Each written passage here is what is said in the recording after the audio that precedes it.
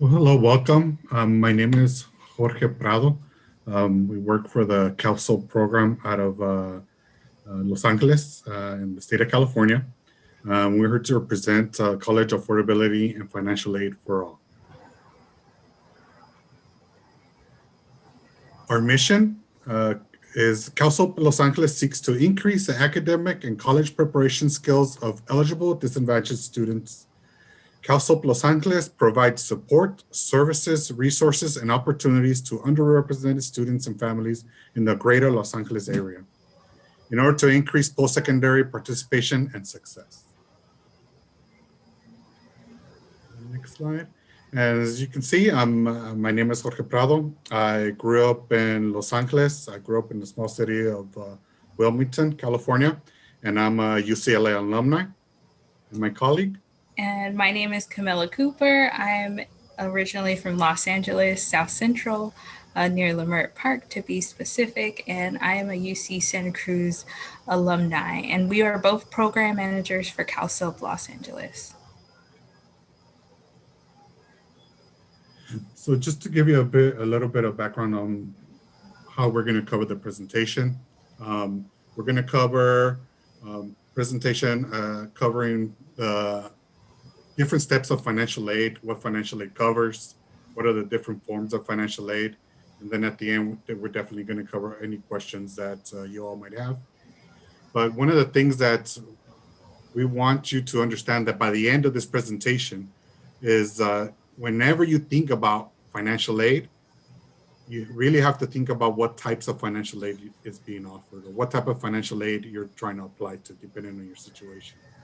So really, when we look at financial aid, there's 4 types of financial aid that students can apply for.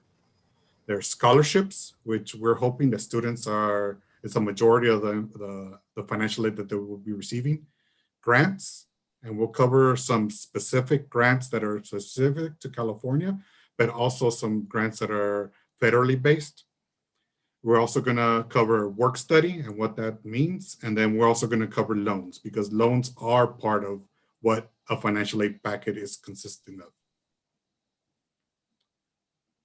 Next slide. Okay, so whenever we think about financial aid, we always think about the free money, right? Money that does not have to be paid back. So the free money part of financial aid in California, or actually in the US, is the Pell Grant. So Pell Grants, anybody in the US can apply for it. Cal Grant A, Cal Grant B, Cal Grant C, those are all specific to California, but you have to look at your individual state to see if there's any state-specific grants that your state may offer you. So even though we're going to be talking about Cal Grants, definitely look up either your high school college counselor, or your high school senior counselor, so you can see what type of resources are available to you. And then we're also going to cover the middle income class scholarships. So when we talk about scholarships, really, it's any scholarships that are offered through the FAFSA, and also scholarships that are offered through the different nationwide search engines that there are, right? So for example, there's College Board that offers scholarships. There's Big Future. There's scholarships.com. There's FastWeb, right? There's university websites that offer their individual scholarships, whether you're in-state student or out-of-state student, they offer scholarships for your specific needs. And now there's scholarships that, for example, your local scholarships. Look at your local organizations, your local churches, your local PTAs, local Teamsters unions, right? Look up at those individual scholarships, apply to those. That way you can really maximize the award that you're going to be qualifying or applying for. Okay. One of the grants, when we talk about grants, right? One of the grants that is offered to all students in the US is a federal Pell Grant, right? It's provided by the federal government, so no matter what state you belong to, you're able to apply for it. But one of the requirements is you need to make sure you fill out a FAFSA, okay? You have to apply for a FAFSA. It can award up to $6,000, $6,095, right? For each year up to 4 years. It's for low-income students, so it's definitely need-based, right? So that's why you need to make sure you fill out the FAFSA on time. It can be used nearly in all colleges throughout the U.S. Okay, so no matter where in the U.S. you go to, you can apply for the Pell Grant and use the Pell Grant for your specific college. It's awarded based on your financial need. So you do have to have some type of financial need, right? That's one of the main reasons why you want to fill out the FAFSA as soon as you're able to. Definitely in California, our deadline is before the March 2nd deadline. So make sure you fill it out as soon as you're able to. I would say if you fill it out by the end of October, you should be in good shape. Awarded based on financial need, and then students can receive a Pell Grant for roughly approximately 5 years for schools and no more than 12 semesters. So you can receive the Pell Grant for up to 5 years. The Cal Grant, now Cal Grant is an example of a grant that you can apply for if you're a California resident or an AB 540, or some resources that they offer for AB 540 students, and we'll cover what AB 540 students is. But a Cal Grant is basically a grant that's offered to California students that are going to a California school. The Cal Grant A, for example, you would have to have a 3.0 GPA and above. Cal Grant B, it requires a 2.0 and above, okay? So really, if you have a 3.0 and above, you can be offered a Cal Grant A that at a UC offers approximately $12,630. At a Cal State, it offers a little bit less, but it still covers most of tuition, which is $5,742. And if you qualify for it for the first year, you can actually get it for up to 4 years. For the Cal Grant A, it does have a little bit of a higher income ceiling. So if your family is a little bit more well off, then you can still qualify for the Cal Grant A. So a lot of times families think that I really have to be need-based. Sometimes the myths that I hear from families and from students is like, oh, I really have to be really needy to qualify for any of this gift aid, right? But you're never gonna know until you actually apply. My point of advice is to fill out a FAFSA and see what you qualify for. So it does have a little bit of a higher income ceiling, so families that are a little bit more well off can qualify for a Cal Grant A. Coursework leads directly to an associate's or bachelor's degree. So as long as your coursework is going to associate's or a bachelor's degree, then you can use a Cal Grant. California students will have California community college students sometimes would have to put this grant on hold because this grant is better used at a four-year university where it's a little bit more expensive. There's other resources that you can use at a community college that'll take the place of the Cal Grant. Cal Grant B, the only two things or the differences between those two is that the income to qualify for it is a little bit lower. So it's a little bit harder to qualify for the Cal Grant B. And you do have to be at minimum going towards a certificate program and a degree program to qualify for the Cal Grant B. Next slide. Cal Grant C is an example of a grant that you can use, okay? It provides up to $1,000 for books, and it can offer up to $2,400 for tuition and fees at California community colleges. So this is a specific grant that you can use at a community college. A lot of students are under the misconception that because I'm going to community college, I might not necessarily receive the aid that's available. But my advice to you is apply for the FAFSA and see what type of aid packet the individual school offers. Important is that CSAC awards the best Cal Grant that's available that the student qualifies for. A lot of times students, when I mention Cal Grant A, Cal Grant B, and Cal Grant C, is like, okay, well, which grant should I apply for? Which grant should I try to get, right? When you fill out the FAFSA, the CSAC, which is an organization that manages a Cal Grant, they're going to offer you the best Cal Grant the Cal Grant that is best for you. Okay, You apply again by filling out the FAFSA or the California DREAM Act. Okay, California DREAM Act is specific for AB 540 students or students that are not completely documented in the state of California, and we'll cover a little bit more information about that in future slides. Now, the only other thing that we need in order to see if you're eligible or not for the Cal Grant is GPAs. Nowhere on the FAFSA do they ask for GPAs, right? So look at your individual state to see if they are going to require a GPA, because there's going to be another organization that will collect this GPA and see if you qualify for it. Here in California, we collect the GPA verification. There's two ways. You can fill it out yourself, okay, and turn it in, have the school sign off on your GPA. But at least in LA County, all the schools in LA County turn in the GPAs for the student automatically. All you need to make sure is your name is spelled correctly in the student records. California CHAFEE grant. Okay, California CHAFEE grant is also a grant that is offered to California students. It assists current and former foster youth to pay for college and career technical training. Students must have been a ward of the court or living in foster care between the ages of 16 to 18. It, again, is administered through CSAC, which is the California Student Aid Commission, through agreement with the California Department of Social Services. Now, the important part about this grant is that if you do decide to go outside of the state, okay, you are able to take this grant with you. Okay, the Cal Grant A's, Cal Grant B's, and Cal Grant C's that we spoke about in the previous slides, those grants, you're only able to use them if you go to a California school.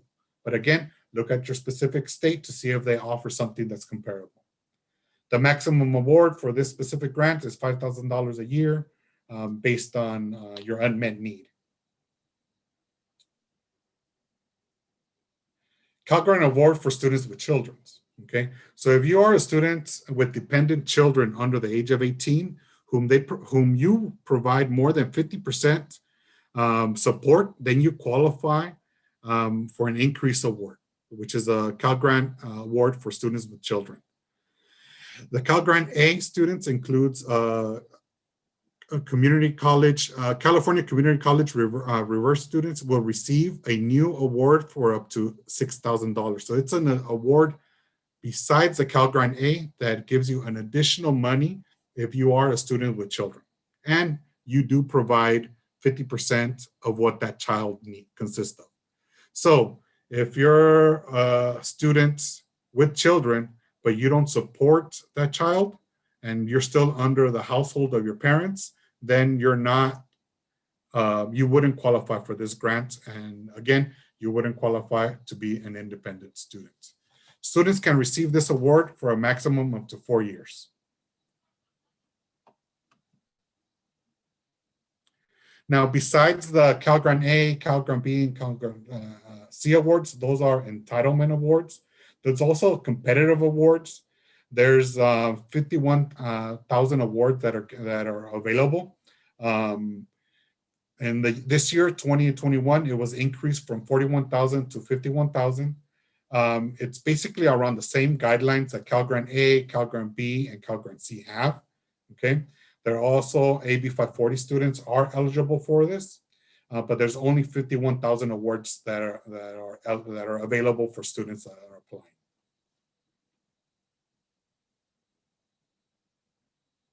Now, the middle income class scholarship, okay, middle class scholarship is a good example of why everybody should apply for FAFSA, why every student should be filling out the FAFSA, even if you think you don't qualify, because one of the main reasons why students don't apply is because, well, you know what?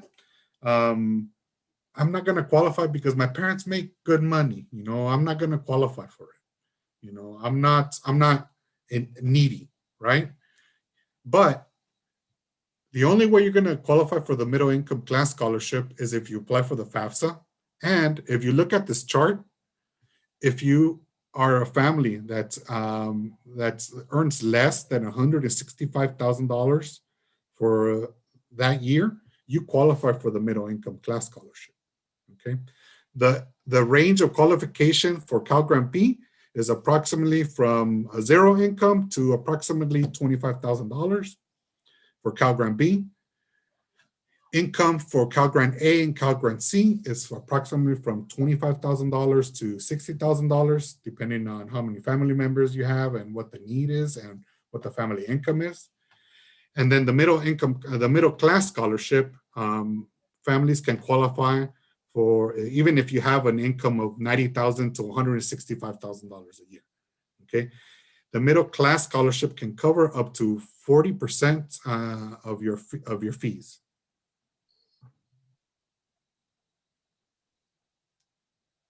Middle class scholarship is based on income only, is not based on GPA.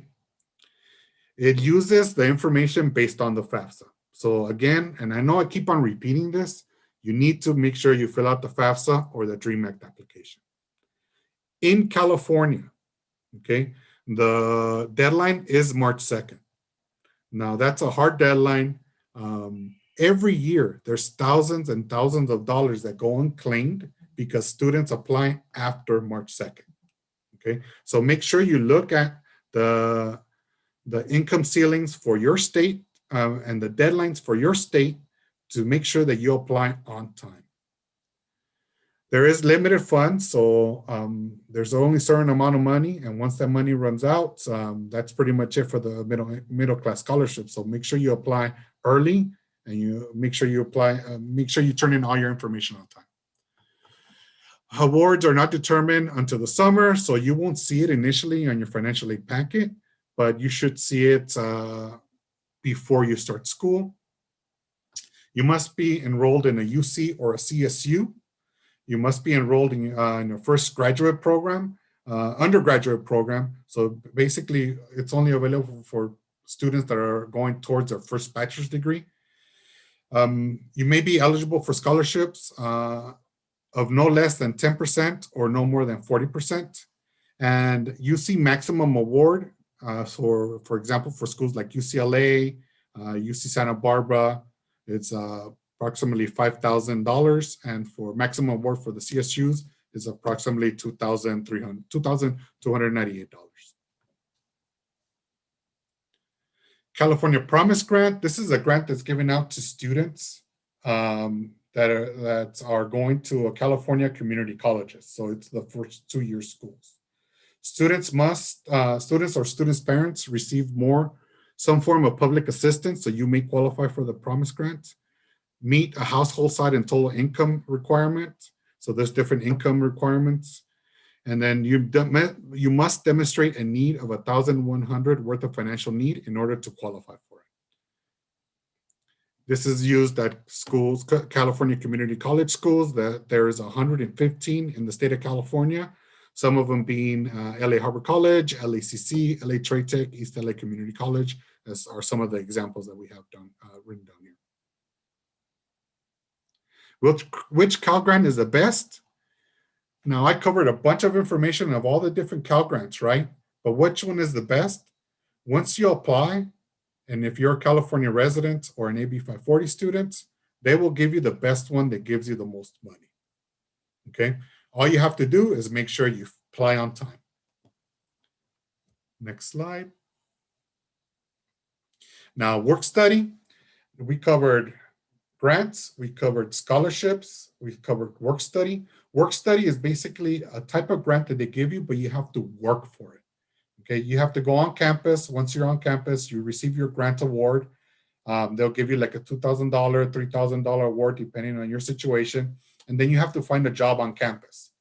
And usually you can work at that particular job, whether it be at the library, whether it be at a particular department on school. And then you can work up to 20 hours a week, because if you work more than 20 hours a week, it's been said that it might hurt your studies instead of helping your studies. So once you earn your grant award, sometimes your job is over, but a lot of times they keep you on, okay? So just look at different work study jobs. Most campuses offer work study jobs. So make sure that if it asks on the FAFSA, that if you want to be considered for a work study job, that you put yes. Now, student loans are part of financial aid, okay? Now, there's different types of loans. There's subsidized loans, that's basically in the first square, and unsubsidized loans. What I want you to remember about those is that whenever it's a subsidized loan, the government pays the interest rate while you're in school, okay? So if you receive a $2,000 student loan, okay, and it's subsidized loan, then no interest is going to accrue, okay? So if you borrow $2,000 your first year, you go to school for 4 or 5 years, you graduate, then they give you up to 6 months or 9 months after you graduate to start paying back that loan in monthly payments, and then they start charging you interest rate, okay? So while you're in school, a subsidized loan does not accrue interest. An unsubsidized loan, when you're in school, then it does charge you interest while you're in school, but even though, look at the different interest rates, a lot of times the interest rates is not even that high, so it's to your benefit, and if you need it, to accept those type of loans. Next slide. Parent loans. Now, there are also going to be parent loans that are going to be offered to your parents. All of these loans are unsubsidized, okay? A lot of times, parents do have to go through a credit check, and the parent is going to be responsible for that loan. So be aware of some of the private loans that are offered out there. A lot of times they offer interest rates that are really high, but the parent loans and the student loans that are offered through the FAFSA are there to assist you and to help you with your studies and not to make money off of you. Loans that are offered outside of the FAFSA, okay, just be careful about those because a lot of times the interest rate is a lot higher.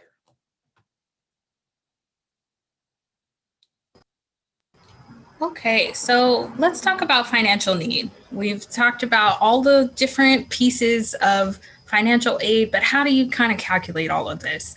So first, we're going to look at the cost of attendance. So when you decide on a school, decide to apply, or maybe you get in and you're like, which school do I want to go to? You want to see how much it actually costs. A lot of times school is like buying a car. There's the sticker price and then there's the actual price. So knowing what the cost of attendance to actually go to that school is important. Now, when calculating your financial need, you want to take the cost of attendance and subtract it from your expected family contribution. So when you're filling out either the FAFSA or for California, the CADA, you'll get what's called the expected family contribution, which is a number that says, as a family, this is how much you are expected to pay to help your student get through school for this particular year. Now, it's always an estimated expected family contribution until you get a financial aid package from your schools.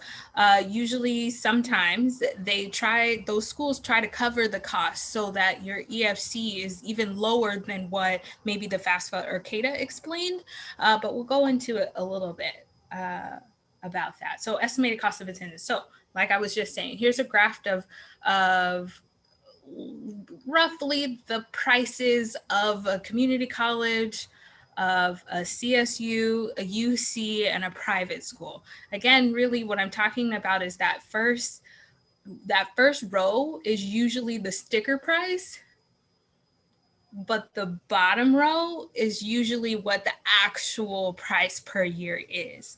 And so you do want to look at that, especially when you get a financial aid package from your school. Some schools have it where this is on the financial aid package, so you can see where the delineation or like where the numbers are going when it comes to this bottom number, right? Because $14,000 is different than the $1,000 that they said, right? So you don't want to have that sticker shock. You want to know and go in confidently understanding what it is that they are considering in terms of the cost of attendance. Expected family contributions. So what that means or how it's calculated is the amount a family can reasonably be expected to contribute. Like I said, so with the 2 applications that you can fill out for FAFSA or CADA, they'll take your finances, your taxes from 2019 into consideration for how they come up with this particular number. They'll take the parent financials and the student financials if the student worked during that tax year. It's calculated in the FAFSA and CADA, and it stays the same regardless of what college you decide to submit your application to. So that could be maybe you're applying to CSU Dominguez Hills, but you're also applying to Texas Southern University. The EFC is going to stay the same for both of those colleges, but maybe the cost of attendance will be different, your financial need will be different, and your financial aid package will be different as well. So how do you apply? So again, for California, there's 2 applications. And I think I do want to kind of put out there again, like we're the California Student Opportunity and Access Program. So we have a lot of knowledge about the California state resources. That doesn't mean if you're in a different state that there aren't resources for you, both for students that are US citizens and those that are not. So if you are anywhere outside of the state of California, like thanks for tuning in, and talk to your counselor, talk to your college counselors, do some Googling, see if there's resources for you outside of the free application for federal student aid. So FAFSA, if you are a US citizen or eligible non-citizen, that is the application you want to fill out. It's like one of the first parts of the application. They will ask you for your name, your demographic information, and that particular number. It's based on the citizenship status of the student, not the parent. So if you have a citizenship status and maybe your parents do not, that's okay. You still fill out the FAFSA. Do not complete both applications. It confuses the system, it confuses the algorithm, and you do have to pick one based on what you're actually eligible for. The California DREAM Act application, again, is for the state of California. It's a state law.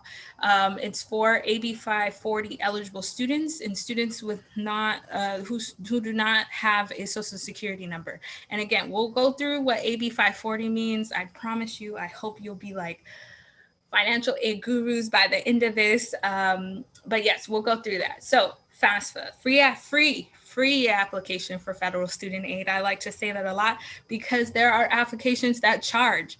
This is not one of them. FAFSA is free. Do not pay. It's a scam if they're asking you to pay for the free application for federal student aid. It collects demographic and financial information about the student and family. The application opened 13 days ago. So if you're tuning in, I'm so excited because that means that you're like already ahead of the game. Procrastination is not in your middle name.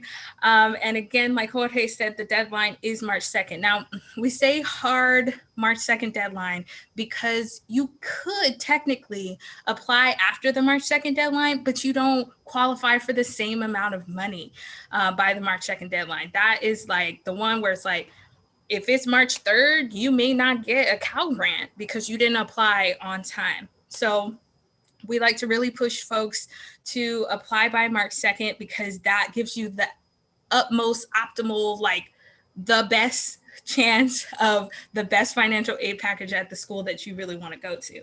This is the website. So if you know this is the application that you need to fill out, if you haven't started, take a picture of this slide. Do not, again, pay for the application. It's literally called the free application for federal student aid. And there are paper applications available. We do recommend that maybe you try to do it online as the processing time for getting your expected family contribution, getting that information to the colleges that you've selected is much faster than using a paper application, but they do have those available should you need it. The FAFSA and the CADA have 7 sections. The student information, the school selections, which you can always change even after you've submitted, the dependency status. So FAFSA and CADA have their own algorithm, their own set of mathematical equations that decide if you're dependent or independent. Parent information. So again, the 2019 taxes would be what goes into this particular number 4 and number 5, like they'll ask your parents' name, are they married, are they divorced, how many kids, and then their financials. And then section 6 is your financials as a student. So if you worked in 2019 and you filed taxes in 2019, you would put that information here. And then in section 7, you would sign and submit. For some students, this takes 20 minutes. For some, it takes 3 hours. For some, it takes a couple of days. It really depends on how prepared you are to fill out the application, if you have all the necessary documentation, if you can answer all the questions, and if you remember your username and password, which I recommend that you write it down in a couple different places. Yeah. How can you apply? So FAFSA.ed.gov is one way. They also have an app, which is My Student Aid, which you can find in the App Store on Android and on Apple iOS. We do recommend that you try to use the website first, like with Google Chrome, to create your FSA ID.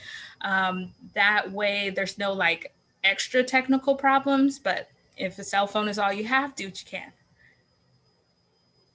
So let's talk a little bit about DACA versus DREAM Act, because sometimes people get that a little bit confused. And we wanted to kind of clear that up for you if you were. So DACA is a federal law that protects individuals who came to the United States as children from deportation. It's valid for 2 years, it's subject to renewal, and it issues Social Security number cards only for work. So if you look at this visual right here, it says valid for work only with DHS authorization. It is not to be used for the free application for federal student aid. Not. That Social Security number card is not a Social Security number. So those students can fill out the California DREAM Act. So if you're in the state of California, it's a state law that says, hey, basically California is like, hey, we want to make sure undocumented students have access to school. So here's an application for students in California. It gives them state level financial aid. So like we said, the Cal Grant A, B, C, middle class scholarship, CHAFEE grant, what was that other one? The California College Promise. It gives them all of those pots of money that they can qualify for. For DACA, it's not required to complete the DREAM Act application, but if you want to go to school, this is one thing that you could use to utilize going to school. So let's talk about the California DREAM Act application. You must be AB 540 eligible, which we'll go to in the next slide. It allows students to apply for state funded. So state funded aid like Cal Grant, like I said, the Board of Governors Fee Waiver Grant, which is formerly known as the BOGS, but that's the California College Promise. The California State University System has scholarships for students under the DREAM Act and other public institution awards. Like Jorge said, there's actually a lot of scholarships geared toward undocumented students. And so like doing a quick Google search, using those national search engines, those local search engines are going to help you find out what is available to you. Do not fill out both applications, one or the other. You really have to figure out which one is right for you and then start that application. Here's the application website. So if you know this is the application you need to fill out, please take a picture of this because it has all the things. The same deadlines apply. March 2nd, October 1st, it's open. It'll determine whether you're dependent or independent. And I guess I want to say one more thing about that with dependent and independent. If you are considered dependent on one of these applications, you must put your parents' financial information. If you are considered independent in these applications, you do not have to submit parent financials. That's the big difference between the two. But again, it may not necessarily mean that you're not independent in the world. It's just within the framework of the applications. DACA applicants should also file the California DREAM Act application. So let's talk a little bit about AB 540. We've been saying it this whole time, the last 35 minutes, AB 540. So The requirements for AB 540 are that you have attended a California high school for at least 3 years or attained the equivalent of at least 3 years of credit and graduated or will graduate from a California high school or pass the GED, the Certificate of General Education Development, and will register or enroll in an accredited and qualifying California college or university, and if applicable, complete or completed an affidavit to legalize immigration status as soon as you're eligible, and you do not hold a valid non-immigration visa. So F, J, H, L, A, B, C, D, the list goes on. Under the provision of the first check, you must have attended California schools, elementary and secondary, for a cumulative total of 3 or more years. That's where this SB 68 comes from, and I want to talk a little bit about that. So it was saying at first, when the Assembly bill was first passed, it was like you could only have 3 years of high school. Well, they expanded that so that more students later in their high school career, or even after they finish high school, they could tap into the resource that is the California Dream Act application. So you could have gone to high school, adult school, or California community college. So maybe you arrived in the US at 11th grade, so that only puts you at 2 years of high school, but maybe you decided to go to Pasadena Community College for an additional year. After that 1 year, boom, now you qualify for the California Dream Act application. So that it just expands those like folks that were falling through the cracks when the Assembly bill was first passed. And it also expands to students that have already earned their associate's degree and met the minimum requirements to transfer to a UC or CSU, which is like awesome, because then they get to go to their 4-year university of their dreams and have financial aid to go with them. Oh, we have a slide on it. So let's talk about dependent or independent. You must answer yes to at least one question to be considered independent student. So I'm not sure if this is translating well for you all visually, but it's questions like, as of today, are you married? Were you a ward of the court? Do you have or will you have children who will receive support from you, like more than 50%? So yes or no to all these questions. They're on both of the applications.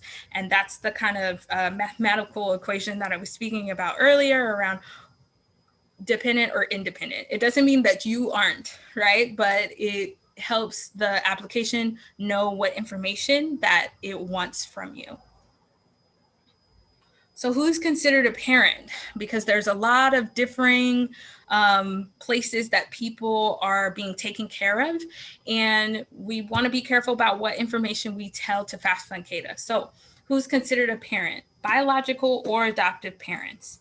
In case of a divorce or separation, provide information about the parent or step-parent that the student lived with the most in the last 12 months. So Jorge always has a great example. He's always like, there's 365 days in the year. So there's like one day that you spent more of your time. That parent, that's the parent that you put that information on. It's such a good example. Step parent, regardless of prenuptial agreements. So if your mom remarries, we got to put stepdad on there too. Not your grandma, not your sister, not your uncle, unless they have adopted you, unless there is physical official documentation from the court that says like, this is your guardian. That is the only reason why their information would be on there. Now, if you live with grandma or sister and uncle, that's fine, but that's not the information that FAFSA and CADA are asking for. So this like really cool visual is from the studentaid.org website, or excuse me, studentaid.gov, not org, around like helping you kind of navigate what is considered, who is considered a parent. So it kind of goes into detail. So are your parents married? Yes or no? Do you live with them? Yes or no? Who you live with more? Yes or no? And then whose information you will have to put in there based on how you answer these questions. So this visual, it's actually much bigger, but this is the key information that we wanted to kind of point out, because what we don't want is for you to put someone else's information. So your uncle, even though your uncle is maybe taking care of you, that skews the data for FAFSA and CATA. And they'll come back to you and be like, where did you get this information from? Like, if you get pulled for verification, you have to prove that your uncle is your like court order guardian. If you can't do that, then you have to do your application again. So we want to try to avoid as much as we can not having you have to go through more of the application than you need. So you submitted, you figured out FAFSA, CATA, you figured it out, you talked to one of our success coaches of Cal Soap, you talked to your college and career counselor at your school, you had your sister walk you through, you're done, right? No, you're not. You submitted, which is great. Like, you know, all of the glitter, but you need to check your email to make sure that you have submitted everything that they asked you for. Now, sometimes they will say, hey, you have some errors on your FAFSA or CATA. Check those out. You'll need to log back in and figure out what it is that needs to be adjusted. They may ask you for tax transcripts pulled for verification either from the school or from the application. You need to know that. So check your email, check your spam folder, check your trash, because sometimes they send you things and maybe it got mixed up in the jumble. Get access to your student aid report. So once you fill out the application, they'll give you an expected family contribution. It's an estimate until your application is processed. They'll send you another email when it's been processed, and you'll get a full rundown of how much they are suggesting that schools provide to you in terms of financial aid, loans specifically, and then what your EFC is, and then the student aid financial package will be put together by the schools that you've been accepted to. So make sure to really check your email. We want to like highlight a little bit of this phenomenon called summer melt. It happened really intensely this year, and it will probably be really intense this upcoming year. But when students graduate from senior year, sometimes they don't know that they need to check their emails. They're like out with friends, they're out with family, maybe they're on vacation. And sometimes that means you actually may think you're going to school, but you forgot to put your down payment for your housing. So now what, right? And it's out of state maybe. Summer melt really is a time where we really encourage students to get connected to resources so that they can make it to that first day of school. So getting students connected to college mentors. So folks that are already in college, family members that are already in college. There's literally bridge programs. I know UCLA has a bridge program where it takes incoming freshmen during the summer and have them take classes and stuff like that. It's really cool. Connecting students to community organizations, college access programs, anything that's going to help them stay aware of what the next steps are to make sure that they're in a place to get to the first day of school. Help students understand their financial aid status and true cost of education, right? So again, even what I said, so that cost of attendance graph columns, the price tag versus what the actual thing is. And then maybe what if you decide to go on the East Coast? Are you calculating to make sure that you have jackets and socks and umbrellas and all of that? That also is a part of it. So understanding and like really having conversation as a family to figure out how much it's really going to cost for you to go to school. Remind students to check their emails regularly and promptly respond. Promptly. There usually will be deadlines during the summer. So just make sure that your student doesn't fall into summer melt because it can be sticky. The deadline, again, priority deadline, March 2nd. You're already 13 days ahead of the game. So I hope that you take some time within the next couple of weeks, fingers crossed before December, that you fill out your application so that there's just no issues. and fill it out while you fill out your application, and you'll be done. I think we're good on this slide. But yeah, that concludes our presentation. Thank you so much, Jorge and Camila, for all that information. It is a lot. It's a lot for students to go through, and it's going to make a lot more sense as they go through it. And the best part is, this is their first time seeing it. They're going to see it again if they decide to go to college. So there's no better time to get familiar with it than now. We do have a couple questions that have been here for some time, so I'm going to go ahead and send those over in order as they came in. So the first question is, what are the income requirements for the Pell Grant? Are there income requirements for this grant? My advice to you is to make sure you fill out the FAFSA, make sure you fill it out on time. It all depends on your situation, your particular situation, right? Because it all depends on your income and how many family members there are. But if your income is less than $60,000, you may still qualify for a partial or for the full grant award. But let's say if you're 60,000 and there's, like, for example, 20 family members, then you might qualify for it. And so my advice is just to apply and see if you qualify for it. I know there's another question on how have you applied? Do you have to apply separately for the competitive awards? First, you're going to be offered the regular award, okay? And if you do not qualify for the entitlement award, because you're in California, it doesn't matter how many students apply for it and how many students qualify for it, the money's already set aside. But for whatever reason, if you don't qualify for the entitlement award, then there's a possibility your school financial aid office at the university that you're going to apply to will put you up for the competitive award. And it is a competition. There's 41,000 awards. Half of those are reserved for community college students, and the other half are reserved for UC and CSU students. Okay. And I did see a third question on there. If I am applying to several CSUs and I have completed the FAFSA, can I apply for the middle class scholarship? Okay. They're going to see if you qualify for the middle class scholarship. It's like an automatic thing. Again, the only thing you need to worry is to make sure that you fill out the FAFSA, okay? And if you're a California resident or an AB 540 student, to make sure that your school turns in your GPA verification, or that you fill out a GPA verification if your school doesn't turn that in for you.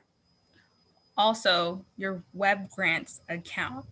So you will get something in the mail from Web Grants, but you can also go on the Web Grants for Students website to generate your account. And that is where you will get your information on which Cal grant or the middle class or the competitive grant you have. And then you'll tell them where you want that grant to be sent. Okay, we have a couple more questions. Are there any more ways to find and get help with financial aid as a first generation? Yes. Okay. Look within your high school first and see what type of organizations are there to assist you. Okay. So definitely I would check with your college and career counselor or your senior counselor at your high school. A lot of times they're the ones that have those resources available to you. Okay. We have one other question.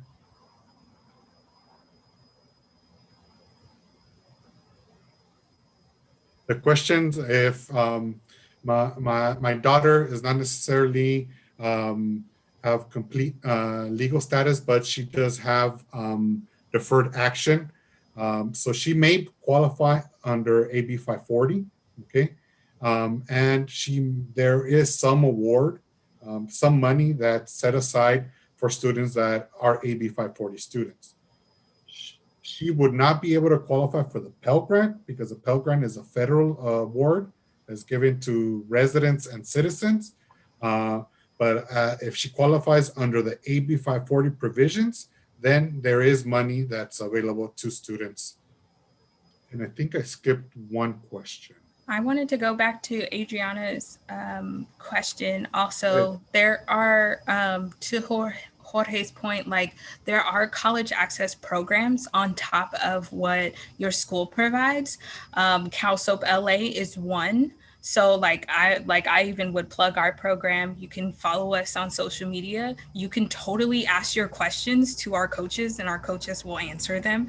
And because we're in this virtual space, I think a lot of college access programs are like, we will help any student that has a question. So feel free to like even just Google college access programs near me and see what pops up. That could be Upward Bound, that could be Talent Search, that could be ETS. That could be CalSoap LA or San Diego or Santa Barbara. So really just seeing what is out there because we're all virtual. So you could just schedule an appointment with us and we can give you one-on-one support. And thank you for that. And just a follow up to the question for the parent who had her daughter who does not have legal status. She also does not have DACA. That was Yeah, even though she doesn't have DACA, doesn't necessarily mean she's not AB 540. Okay, so just because she is not DACA does not mean she's AB 540. But if she's been in a California high school, elementary school, adult school, community college for at least 3 years, most likely she is an AB 540 student. So I would definitely check to see if she is an AB 540 student. If she is, she at least qualifies for the DREAM Act to apply for the DREAM Act application and receive an award through the DREAM Act. Thank you for that. I want to take a quick moment to just remind everybody that the survey code is FAFSA. It is located in the chat feature. And then also some exciting news. We did have a raffle for this presentation, and our winner of a $50 gift card for today is Citlali Estrada. Citlali Estrada has won the $50 gift card. It's going to be their choice to Amazon or Target, and we will send that information to the email that you registered with. So congratulations to Citlali. I do want to be mindful the closing ceremony, the closing presentation for Destination College 2020 starts at 7 o'clock. So if we have any questions, this would be the great time to ask them. And thanks again to our presenters Jorge and Camila for all that great information and for those follow-up answers to our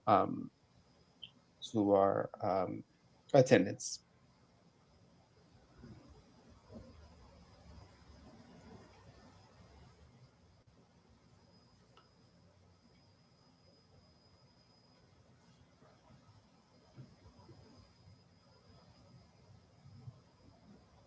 All right, so it looks like questions have been answered.